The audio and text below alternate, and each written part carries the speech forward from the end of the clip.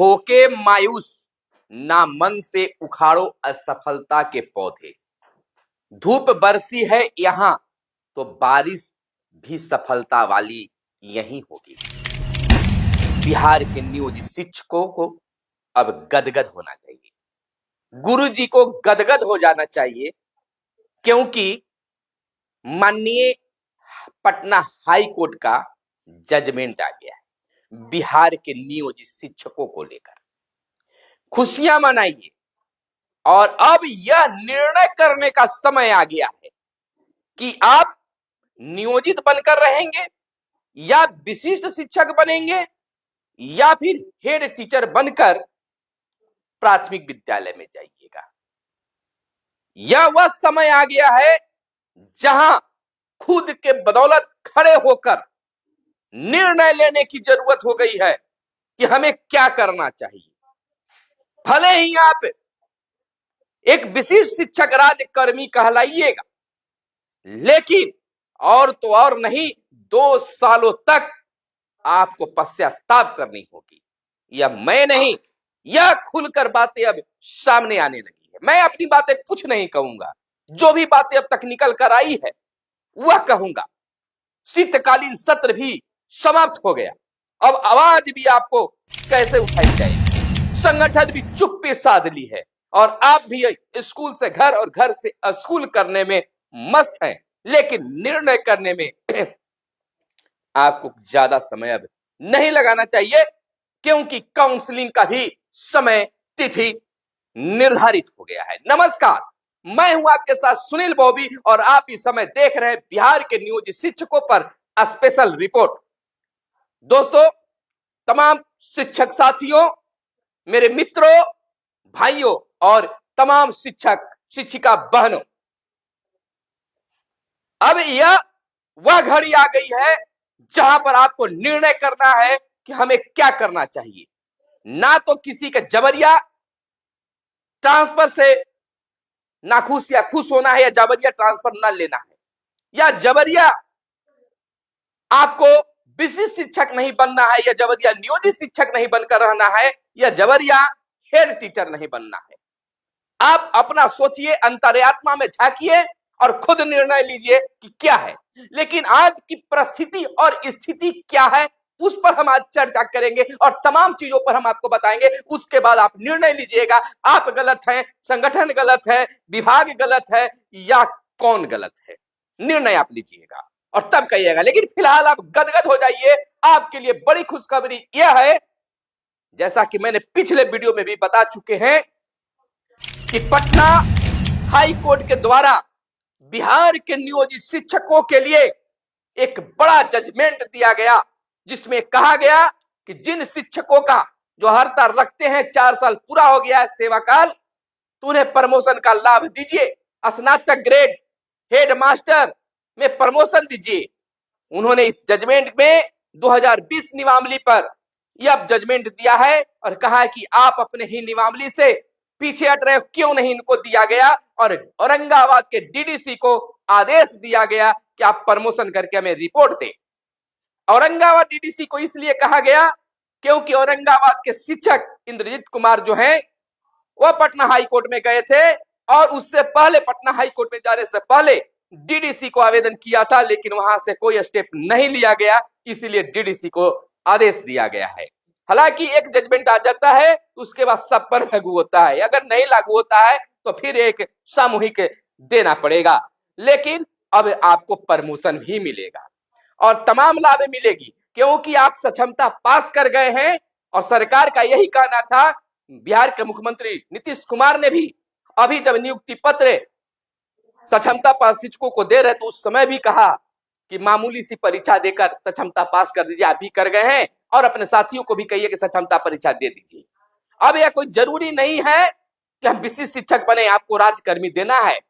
अरे भैया, आप राज्यकर्मी नहीं दे रहे हैं, क्या दे रहे हैं? ना वेतन बढ़ रहा है, ना कुछ बन रहा है। निर्णय करना होगा कि आप नियोजित, विशिष्ट या क्या कुछ। कहिए, मांग कीजिए एक सरकार से कि हमें विशिष्ट शिक्षक मंजूर नहीं है। अगर आप सचमुच में राज्यकर्मी बनाना चाहते हैं तो एक क्या बनाकर रख दी है, नियोजित विशिष्ट सहायक अध्यापक, हमें बनाइए सहायक शिक्षक। मंजूर रहेगा हमें, हम विशिष्ट शिक्षक नहीं सहायक शिक्षक बनेंगे। सहायक शिक्षक, सहायक शिक्षक, सहायक शिक्षक। आखिर नाम बदलकर क्या षड्यंत्र रच रही है बिहार सरकार या शिक्षा विभाग? सहायक शिक्षक करने में क्या है घाटा? बहुत बड़ी घाटा है सरकार को। वो आपको कभी सहायक शिक्षक नहीं बनाएगी। सभी पुराने पद को मृत कर दिया गया है।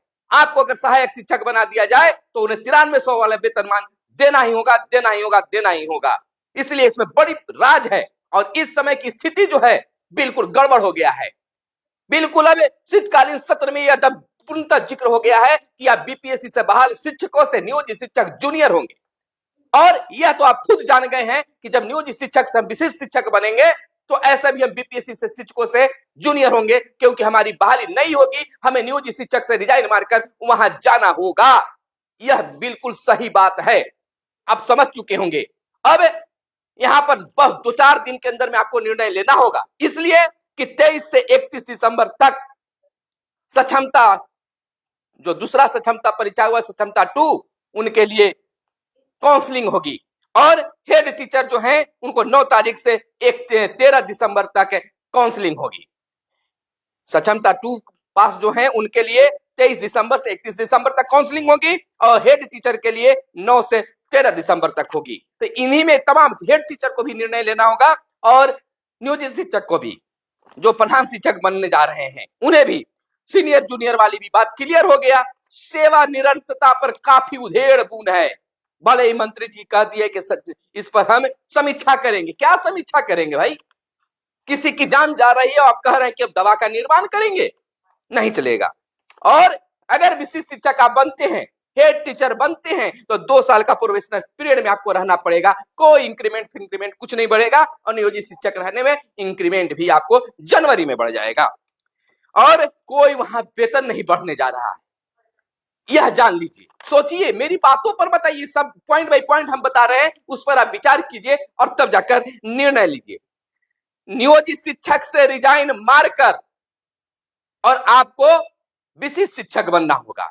सबसे पहले तो नियोजित विशिष्ट नहीं चलेगा, नियोजित भी अब नहीं चलेगा, विशिष्ट भी नहीं चलेगा हमें, और सहायक अध्यापक भी नहीं चलेगा, हमको सहायक शिक्षक चलेगा। एक ही रखिए, ना तो नियोजित, ना विशिष्ट, ना सहायक अध्यापक, हमें सहायक शिक्षक बनाइए। अगर जबरिया करना ही है तो आप नाम चेंज कर लीजिए। नाम चेंज करने में क्या हो रहा है? आज के समय में पुराने पुराने शहर के नाम बदल दिए जा रहे हैं और शिक्षक को कई कैटेगरिया में बांट दिया गया। और वो अभी शिक्षक को, जो एक शिक्षक खाली कहा जाता है, उस नाम को रखने में आपको क्या तकलीफ हो रही है? एक तमाम रूप से इस कमेंट में सभी शिक्षक रही है कि हमें चाहिए विशिष्ट नहीं सहायक शिक्षक। विशिष्ट लिखिए सभी कमेंट में, विशिष्ट नहीं सहायक शिक्षक, विशिष्ट नहीं सहायक शिक्षक। एक एक शिक्षक 10-10 कमेंट कीजिए, तब जाकर यह वीडियो वायरल होगी। और वीडियो को खूब वायरल कीजिए उस कमेंट के साथ, तब सरकार तक ये बात पहुंचेगी कि शिक्षक की मांग अब क्या है। क्यों नहीं चाहती है बिहार सरकार सहायक शिक्षक नियोजित शिक्षकों को कहने के लिए? आप बीपीएससी से बहाल शिक्षकों को, सहायक अध्यापक, उनके साथ भी खेला हो गया, उनको भी छला जा रहा है। उनको सहायक शिक्षक क्यों नहीं रखा गया? कहीं नहीं कहीं होठ है, लोगों में इस तरह से उधेड़-बुन पैदा की जा रही है। एक ही स्कूल में पढ़ाने वाले शिक्षकों में विविधता पैदा किया जा रहा है, लिंग भेद पैदा करने की कोशिश किया जा रहा है। इन तमाम लोगों को सोचना होगा, बीपीएससी से बहाल शिक्षकों को भी सोचना होगा और नियोजित शिक्षकों को भी सोचना होगा कि आखिरकार सरकार और विभाग सहायक शिक्षक क्यों नहीं नाम देना चाहती है। हाई कोर्ट से जीत हुई है और हाई कोर्ट में जब और लोग रीड करेंगे और इस बात को लाइए कि सहायक शिक्षक क्यों नहीं।